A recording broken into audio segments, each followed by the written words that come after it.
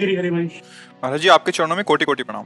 महाराज जी कई बार जब कोई हमारे साथ बुरा आचरण करता है तो उस समय हमारे मन में भी उसके लिए बुरा भाव एवं ध्रुवामना आता है। यही मनुष्य वृत्ति है, यही मनुष्य वृत्ति है, कोई नई बात नहीं, सबके अंदर आता है। पर अब आपको केवल मनुष्य ही नहीं रहना, आपको नया कर्म करना है। आपको साधारण जीव की गति में नहीं जाना, आपको आत्मा स्वरूप का बोध या भगवत प्राप्ति करनी है तो अध्यात्म मार्ग में चलना होगा। अब अध्यात्म मार्ग से आप इसे काट सकते हैं, अन्यथा तो फिर लड़ाई झगड़ा राग द्वेष ये तो चलता ही रहता है। अध्यात्म मार्ग से कि ये आदमी क्रिया कर रहा है, लेकिन इसका कारण क्या है। बुद्धिमान आदमी कारण पे पहुंचता है, क्रिया पे नहीं टिकता। इसने मुझे गाली दिया, मैंने कुछ अपराध नहीं किया, फिर भी ये मेरे को नीचा दिखाना चाहता है, मेरे प्रति प्रतिकूल आचरण करता है, तो इसका कारण क्या हो सकता है। तो भक्त सोचता है इसका कारण भगवान है। क्या भगवान क्या कारण हो सकते हैं, हमें गाली क्यों दिलाए।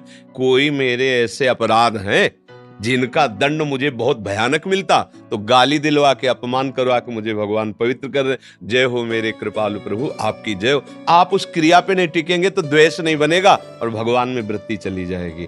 और अगर क्रिया पे टिकेंगे तो आपको फिर गुस्सा आएगा कि तू क्या समझता है, मेरे को गाली दे के निकल जाएगा। अब ये नई क्रिया बनना शुरू हुआ और हमारा पतन हो जाता है और फिर मन आपका जलेगा पूरे जीवन। ना भगवत चिंतन कर सकते हो, ना परिवार की सेवा कर सकते हो, ना देश की सेवा कर, पूरा जीवन कूड़ा हो गया।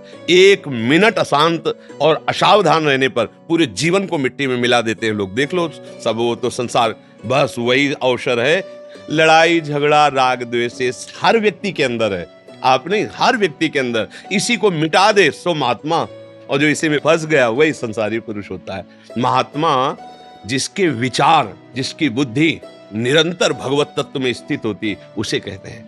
कोई भी घटना, कोई भी परिस्थिति, कोई भी दुख, कोई भी अपमान उसके हृदय में क्षोभ नहीं पैदा कर सकता, क्योंकि वो विचारवान है। तुरंत विवेक के द्वारा अपने को संभाल लिया। और अज्ञानी पुरुष तुरंत उस घटना से, घटित परिस्थिति में आकर वो ऐसी नई घटना कर देता है जो जीवन भर शोकित होना पड़ता है, जीवन भर। इसलिए भैया सावधान रहो, दूसरे की कोई गलती नहीं, मेरी ही गलती का परिणाम दूसरा मुझे दे रहा, पक्का समझ लो।